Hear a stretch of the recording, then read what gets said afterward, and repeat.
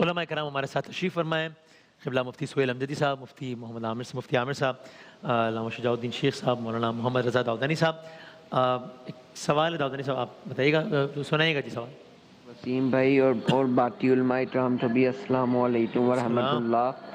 میرا سوال یہ ہے کہ کیا پرائز بونڈ حلال ہے؟ پرائز بانڈ حلال ہے رضا داؤدانی صاحب؟ بسم اللہ الرحمن الرحیم. اصولی طور پر پرائز بانڈ کا جو مسئلہ ہے وہ بھی پہلے ہم لوگ ڈسکس کر چکے ہیں پچھلے سالوں میں. لیکن یہ ہے کہ بہرحال فقہ جعفری کے اندر پرائز بانڈ لینے میں کوئی حرج نہیں، اور اگر اس پر پرائز اگر ملتا ہے تو اس پرائز کے لینے میں بھی کوئی حرج نہیں ہے، اس لیے کہ جو آپ کا اصل جو سرمایہ ہے وہ انٹیکٹ ہے، اور اس کو یعنی ایک ٹرانزیکشن کی جا سکتی ہے، اس کو بیچا جا سکتا ہے، خریدا جا سکتا ہے. اس کے اوپر اگر آپ کے پاس انعام نکل آتا ہے تو انعام بھی لیا جا سکتا ہے. ٹھیک ہے. پرچیوں والا معاملہ اس سے مختلف ہوگا؟ پرچیوں کی بات نہیں ہوگی اس میں آپ کو نہیں، میں تو آفیشیل اس پرائز بانڈ کی بات کر رہا ہوں جو گورنمنٹ کی طرف سے ایشو ہوتا ہے. پرچیوں والا سلسلہ حرام ہے؟ نہیں، پرچیوں والا قطعاً حرام ہے، بالکل حرام ہے، پرچیوں والا قطعاً حرام ہے وداؤٹ اینی ایمبیگوٹی. مفتی عامر صاحب. بسم اللہ الرحمن الرحیم. یہ بالکل جو داؤدانی صاحب نے کہا، ہمارے یہاں پہ دو موقف ہیں، لیکن یہ کہ ہم اسی پہ فتویٰ دیتے ہیں کیونکہ یہ گورنمنٹ کے تحت ہوتا ہے. صحیح ہے. اگر یہ پرائیویٹ ہوتا یہ سلسلہ اس طرح کا تو کبھی جائز نہ ہوتا. ٹھیک.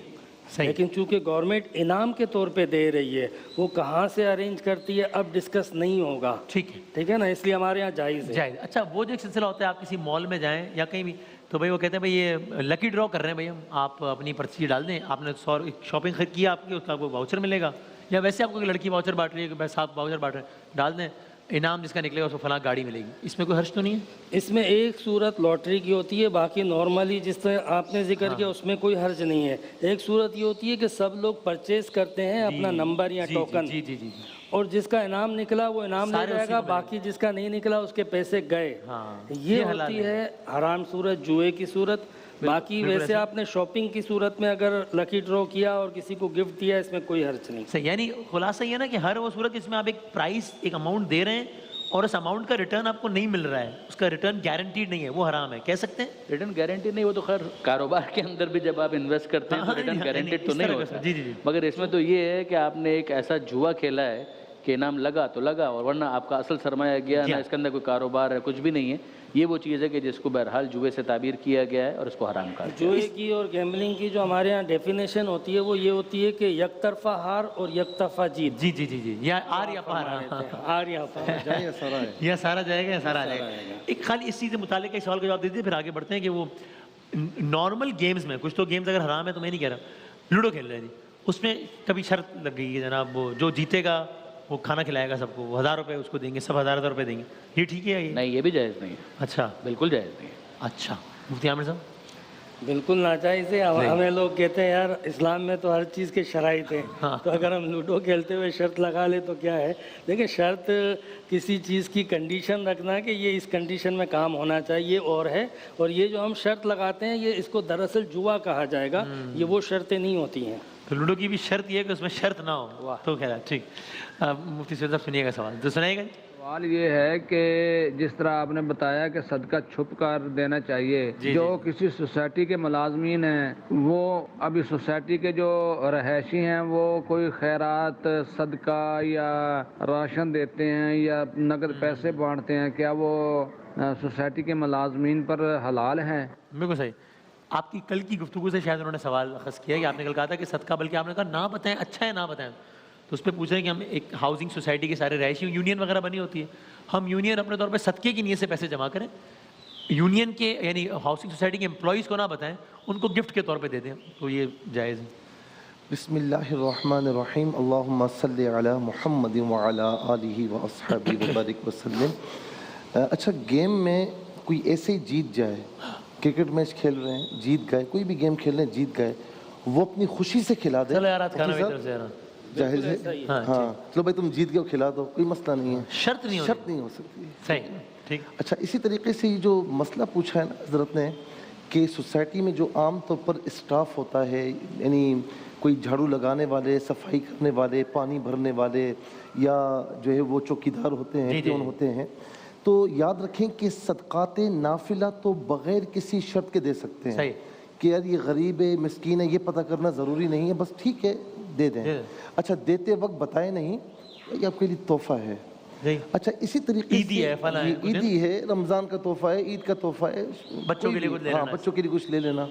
اچھا اسی طریقے سے جب ہم زکوٰۃ دیں گے یا صدقات واجبہ یعنی صدقہ فطر ہے یا کفاروں کی رقم ہے، صحیح، تو اس میں یہ دیکھنا ضروری ہے کہ یہ شرعی فقیر ہے یا نہیں. اچھا، اور شریف فقیر کی ڈیفینیشن کیا ہے؟ اچھا شریف فقیر کی ڈیفینیشن یہ ہے کہ اگر گولڈ کے نصاب کا اعتبار کیا جائے تو 7.5 تولہ سونا، ٹھیک ہے، اور فقط سلور کے نصاب کا اعتبار کیا جائے تو 52.5 تولہ، ٹھیک ہے، اور اگر مکس نصاب ہے، تھوڑا سا سونا، تھوڑی سی چاندی، سلور وغیرہ اور تھوڑی سی رقم ہے، مکس نصاب ہے تو دیکھا جائے گا کہ وہ 52.5 تولہ چاندی کے برابر نصاب بن رہا ہے یا نہیں. اچھا، اگر بن رہا ہے تو وہ صاحب نصاب ہے، نہیں دے سکتے.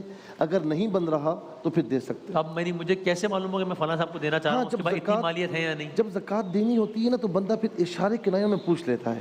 اچھا، کسی سے پتہ کروا لیتا ہے. زیادہ اندر گھسنے کی ضرورت نہیں ہے. آس پڑوس کے آئیڈیا پہ کام چلے گا کہ مجھے لگتا ہوگا یار اس کا جیسا رینس ہے نا، اس کے پاس نہیں ہوں گے اتنے پیسے. آئیڈیا بھی ہوتا ہے، اور تھوڑا سا کیونکہ زکوٰۃ کا معاملہ ہے نا، اگر یہاں پر شک ہوا کہ یہ صاحب نصاب تھا تو زکوٰۃ ضائع ہو گئی آپ کی. تو اس کے کسی دوست سے، کوئی قریبی بندہ ہو، اس سے طریقے سے بندہ معلوم کر لے، اس کے گھر کے حالات معلوم کر لے، اور اس کے بعد جب یقین ہو جائے تو پھر اسے دے دیا جائے. ٹھیک ہے. اس میں فقہ جعفریہ میں خمس کے حوالے سے یہی معاملہ ہے؟ عرض کرتا ہوں، اس کے اندر گزارش یہ ہے کہ جو فقیر شرعی ہے، وہی والی بات کہ جو نافلہ صدقات ہیں، مستحب صدقات ہیں، اس میں تو بڑی وسعت ہے. لیکن جہاں تک زکوٰۃ ہے، بعض کیسز میں خمس کا ایک حصہ صائم سادات ہے، وہ بھی فقراء کو دیا جاتا ہے.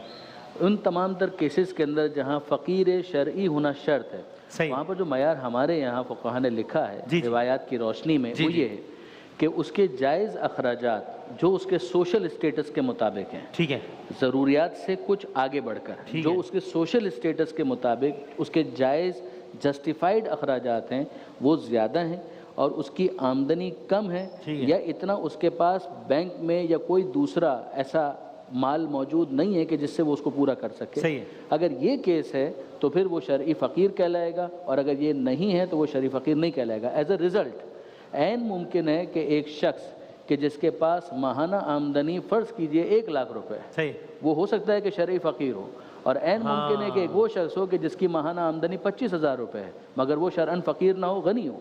اس لیے کہ اگر اس کی فیملی کا سائز چھوٹا ہے، اس کے اپنے حیثیت کے حساب سے جو اخراجات ہیں وہ کم ہیں، تو اس کے اعتبار سے ممکن ہے 25,000 میں بھی وہ 2,000 بچا لے، تو پھر وہ غنی کہلائے گا، فقیر نہیں کہلائے گا. اور وہ شخص کہ جس کے پاس 1 لاکھ روپے ہیں، فیملی کا سائز ہے 10 افراد ہیں، اور اس کے اپنے یعنی ڈاکٹر ہے، مثلا اس کے پاس گاڑی بھی ہو تو اس کے حیثیت کے مطابق بالکل جسٹیفائڈ مانا جائے گا. ایک ڈاکٹر ہے، اس کے پاس گاڑی ہونی چاہیے، لیکن فرض کیجئے کہ اس کے پاس وہ 1 لاکھ روپیہ پورا نہیں پڑتا ہے، تو وہ شرعی فقیر کہلائے گا، اور اس کو ان تمام مدوں کے اندر مدد کی جا سکتی ہے، زکوٰۃ بھی دی جا سکتی ہے، خمس بھی دیا جا سکتا ہے. اس میں ایک چیز اور بھی ہے کہ جس کو زکوٰۃ دینا چاہتا ہے تو ذرا سا اس کو اکیلے میں لے کر تنہائی میں طریقے سے پوچھ لے. پوچھنے کے 1000 طریقے ہوتے ہیں، پوچھ لیا جائے اور پھر اسے دے دی جائے. اگر وسیم اس میں آپ 1 منٹ مجھے اور دے دیں کہ اس آیت کا ایک حصہ جو ہے نا وہ بھی توجہ کرنی چاہیے کہ ایک تو وہ شخص ہے کہ جس کو دیا جا رہا ہے، اس کو بتایا جائے نہ بتایا جائے، یہ ایک ایشو ہے. ایک یہ ہے کہ جو افراد ہیں مل کر ایک سوشل ورک کرنا چاہتے ہیں،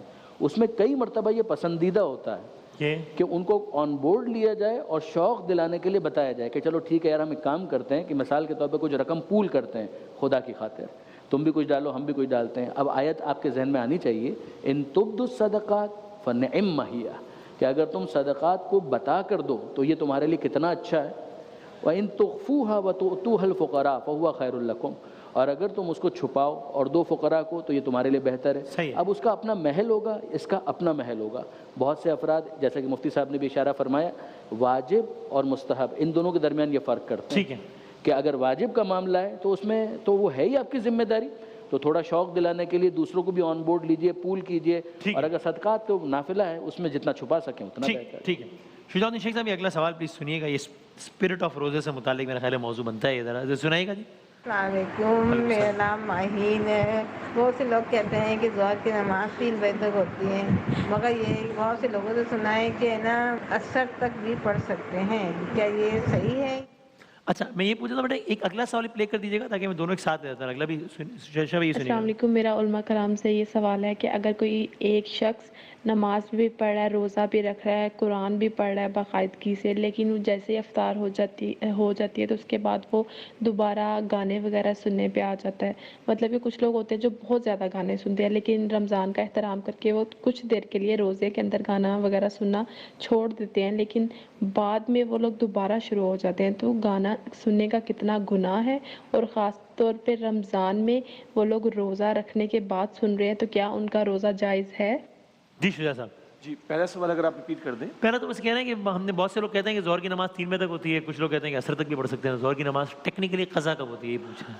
جی ایک اصولی بات بنیادی طور پر یہ ہے کہ جیسے جیسے کل بھی ایک مسئلہ بیان کیا گیا تھا عشاء کے حوالے سے کی نماز کے بارے میں، پھر اس میں جو بھی فقہی اختلاف رائے ہے وہ بھی ہمارے سامنے آ گیا کہ صبح صادق سے پہلے تک جو ہے وہ عشاء کا وقت رہتا ہے.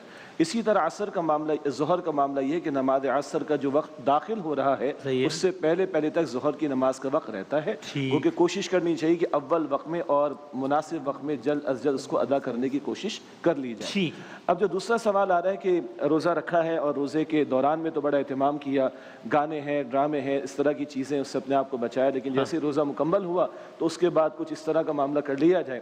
یہ ہمارے کچھ پروگرامز میں معاملہ چلتا رہا ماضی میں کہ صاحب رمضان ٹرانسمیشن ہماری ختم ہو جاتی ہے افطار کے وقت، اور افطار کے بعد ہم جو ہے وہ کھیل تماشے بھی کر رہے ہوتے ہیں. بھائی یہ نہیں چلے گا. اللہ تعالیٰ اصول عطا فرماتا ہے کہ ادخلوا فی السلم کافہ، اسلام میں پورے کے پورے داخل ہو جاؤ. بہت اچھی بات ہے کہ روزے کی حالت میں ہم نے ان باتوں سے اجتناب کیا جو کہ اس کی اسپرٹ ہے. قرآن فرماتا ہے البقرہ آیت 183 میں لعلکم تتقون، تاکہ تم میں تقوی پیدا ہو جائے. اور روزہ تو سکھا رہا ہے کہ تم حلال چھوڑنے کے قابل ہو گئے ہو، جبکہ حلال کی لسٹ بنانا ممکن نہیں ہے. فَبِأَيِّ آلَاءِ رَبِّكُمَا تُكَذِّبَانِ، حرام معین ہے اور اس کی لسٹ بھی معین ہے. تو اگر تم حلال کو چھوڑنے والے بن گئے تو بابا حرام کو چھوڑنے والے تو بنو. صحیح ہے. اگر کوئی اعتراف کرے تو بہت اچھی بات ہے، اور اعتراف کے ساتھ وہ محنت کرے تو جہاں چند کئی گھنٹوں کے روزے کے دوران چھوڑا جا رہا ہے ان چیزوں کو، تو انشاءاللہ اس کے بعد بھی اجتناب کیا جا سکے گا. لیکن یاد رہے جتنے فضائل بیان ہوتے ہیں نا روزوں کے بارے میں، وہ کس روزے کے بارے میں ہے جس روزے کو رکھ کر اس کی حفاظت بھی کی جائے. ورنہ اللہ کے پیغمبر علیہ السلام فرماتے، بخاری شریف کی حدیث ہے کہ جس سے روزہ رکھ کر بھی جھوٹ بولنا اور جھوٹی بات پر عمل کرنا ترک نہ کیا، اللہ تعالیٰ کو اس کے بھوکے اور پیاس سے رہنے کی کوئی حاجت نہیں. اسی طرح حضور نے فرمایا علیہ السلام کہ کتنے روزے دار ایسے ہیں جن کو بھوک اور پیاس کے سوا کچھ حاصل نہیں ہوتا. بڑا پیارا کسی کا قول ہے، اگر صرف بھوکا رہنا، صرف پیاسا رہنا یہ عبادت ہوتا تو سارے فقیر سب سے بڑے عبادت گزار ہوتے. تو یہ صرف بھوک اور پیاس سے رکنے کا نام نہیں، اب پورے وجود کا روزہ ہے اور حلال کو چھوڑا ہے تو حرام سے بھی اپنے آپ کو بچانے کی کوشش کریں. اور آخری بات یہ ہے کہ جہاں اعتراف ہے وہاں ہم اپریشیٹ کریں گے، جہاں اعتراف ہے ہم سے خطا ہو رہی ہے وہاں ہم اپریشیٹ کریں گے کہ اللہ تعالیٰ اصلاح کی توفیق بھی انشاءاللہ عطا فرما دے گا. ہمت کرنے کی ضرورت ہے. جزاک اللہ. میں آخری ایک منٹ سے سوال کر لیتا ہوں، 4 منٹ ہیں. آپ پہلے بتا دیجیے مفتی صاحب کہ وہ ہوتا ہے نا جان کا صدقہ بکرا وغیرہ کر دیا کہ جناب کسی اور، تو وہ اس کا آئیڈیل وہ کیا کہوں میں صارف کون ہونا چاہیے، یعنی بیسٹ کیا ہے، کس کو دینا، کس کو کھلائے وہ بکرا وغیرہ؟ دیکھیں حدیث پاک میں ایک حدیث نہیں کئی احادیث ہیں. ٹھیک ہے. جسے حضور نبی کریم علیہ السلام نے فرمایا کہ اللہ رب العالمین روز قیامت فرمائے گا میں بھوکا تھا تو نے مجھے کھانا نہیں کھلایا، کھانا کھلاتا میری رحمت وہاں پاتا. میں پیاسا تھا تو نے مجھے پانی نہیں پلایا، اگر تو مجھے پانی پلاتا اس غریب کو تو تم میری رحمت وہاں پاتا. تو اس کا مطلب کیا ہوا کہ آپ کوئی بھی صدقہ دے رہے ہیں تو غریبوں کو مقدم رکھیں، فقیروں کو مقدم رکھیں. اچھا یہ نہیں کہ آپ جا کر بازار میں فقیر ڈھونڈیں، آپ کے پڑوس میں کوئی ہے آپ اس کی مدد کریں، آپ کے عزیز و اقربا میں کوئی ہے اس کی مدد کریں، اس میں ڈبل ثواب ہے. فقیر کی ڈیفینیشن نہیں ہے کہ وہ کہہ رہا ہو اللہ کے نام پہ، یہ نہیں ہے. کتنے سفید پوشیں کہ لا یسألون الناس الحافا، وہ سوال نہیں کرتے پردہ پوشی کی وجہ سے. تعریفہم بسیماہم، تم ان کے چہرے دیکھ کر پہچان جاؤ گے. اپنے آس پڑوس میں دیکھیں، عزیز و قارب میں دیکھیں، اور اس میں ڈبل ثواب ہے کہ صلہ رحمی بھی ہے، صدقے کا ثواب بھی ہے، پڑوس کا خیال بھی ہے، صدقے کا ثواب بھی ہے. تو آپ بکرا ذبح کریں، گائے ذبح کریں، کوئی مرغی ذبح کریں یا کوئی بھی صدقہ دیں، غریبوں کو، عزیز و اقارب کو، پڑوسیوں کو مقدم رکھیں. بالکل ٹھیک. بالکل. مفتی عامر صاحب سوال سنیے گا. سنائیے. السلام علیکم وسیم بھائی اور علماء کرام. میں یہ سوال تھا میرا کہ رمضان میں سر میں تیل نہیں لگا سکتے، جوئیں نہیں مار سکتے، ناخن نہیں تراش سکتے، کیا یہ سب صحیح ہے؟ یہ سب صحیح ہے مفتی صاحب؟ अल्लाह खैर करे। मतलब रोज़े की जो तारीफ है उसमें कहीं मैंने नहीं पढ़ा कि रोज़ा तेल ना लगाने का नाम है, रोज़ा जुए ना मारने का नाम है। नफ्स को मारने का तो सुना था मैंने, जुए मारने की कहीं बात खैर नहीं आई। बहरहाल जिन चीज़ों का मेरी बहन ने कहा, अदब के साथ अर्ज़ करता हूँ, रोज़े में फ़िक़्ह हनफ़ी के मुताबिक इसकी कहीं ममानियत नहीं है, सही है। बल्कि मैं आपसे ये अर्ज़ करूँ कि हमारा दीन जो है वो बड़ा फितरी और बड़ा महज़्ज़ब दीन है। तो हमारे दीन के अंदर हर वो चीज़ जो सफाई सुथराई से ताल्लुक़ रखती होगी, हर वो चीज़ जो निफासत से ताल्लुक़ रखती होगी, हर वो चीज़ अक़ल और फितरत के ख़िलाफ़ होगी, हमारा दीन वहाँ कभी नहीं रोकेगा। बल्कि आपकी अक़ल, आपकी फितरत, आपकी तहारत, उन सब चीज़ों की मुतक़ाज़ी होगी। लिहाजा तेल लगाने से नहा सकते हैं नहीं, देखिए वो पूरा सर जो है वो पानी के नीचे आ गया ना, तो वो तो नहीं नहा सकते हैं, गुस्ल कर सकते हैं, रोज़े में बिल्कुल कर सकते हैं। इसके नहीं, ये भी सफाई से ताल्लुक़ रखता है, लिहाजा बिल्कुल करना चाहिए। एक नमाज का जो मसला था, ज़ोहर का मसला, हज़रत ने बिल्कुल सही बताया, लेकिन मसला इसमें थोड़ा सा ये है कि इमाम अहमद बिन हम्बल के नज़दीक, इमाम शाफ़िई अलैहिर्रहमा के नज़दीक सूरज का साया असली जब उसकी मिसल हो जाए तो असर का वक्त शुरू हो जाता है, ठीक है ना। यही वजह है कि सर्दियों में उनके नज़दीक 3 सवा 3 बजे टाइम हो जाता है, गर्मियों में थोड़ा 4 सवा 4 बजे असर का टाइम उनके नज़दीक हो जाता है। अच्छा ठीक है, तो जो उनके फॉलोवर्स हैं तो वो पढ़ सकते हैं, जो हनफियों के फॉलोवर्स हैं तो वो अपने टाइम पर पढ़ेंगे। बिल्कुल सही। अब वो ज़रा वक्त कम है तो मैं सवाल प्ले नहीं करता, वैसे ही सिर्फ कर लेता हूँ आपसे कि एक साहब की वालदा उनसे नाराज़ होकर जहान फ़ानी से कूच कर गई, बड़ी दुखी होकर गई, उनके वालिद हयात हैं और ये साहब उनसे भी बात नहीं करते, जिस पर वो काफ़ी तकलीफ में होते हैं, तो ऐसे शख्स के लिए इस्लाम में क्या हुक्म है? वालिदा चली गई नाराज़गी की हालत में और इनके वालिद हयात हैं जी, और ये वालिद से ही बात नहीं करते। अल्लाह अकबर कबीरा। देखिए जैसे पिछले एक प्रोग्राम में मुफ्ती साहब ने जिक्र फरमाया था कि माँ बाप की नाफरमानी का मामला तो ऐसा है कि आखिरत की सज़ा तो है ही है, अल्लाह ताला दुनिया में भी सज़ा देता है। अल्लाह हिफाजत फरमाए।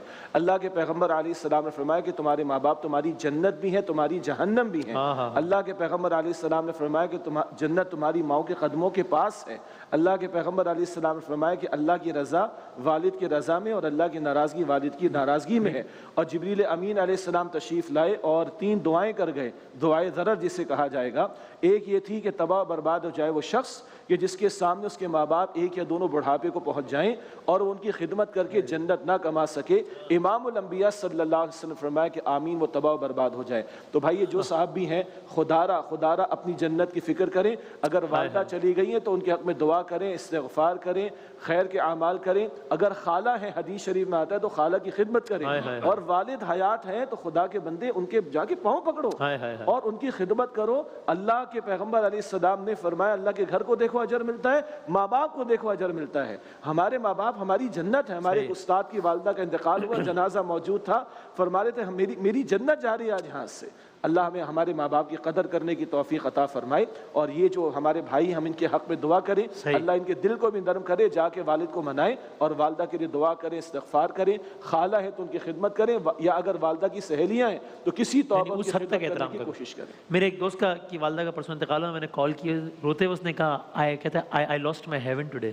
These were the words, I lost my heaven today। आप इसी उन्वान से बाद आखिरी जुमले कर दीजिए। बस मैं शुजा भाई की बात पर इतना इजाफा करना चाहूँगा आगे बढ़ाते हुए कि अगर वो हमारे दोस्त सुन रहे हैं, हाँ जाहिर है कि ना हमें उनका नाम मालूम है ना हम जानना चाहते हैं। जी वो दोस्त अगर हमारी बात सुन रहे हैं ना तो सुबह का भी इंतजार ना करें। अभी चले जाएं,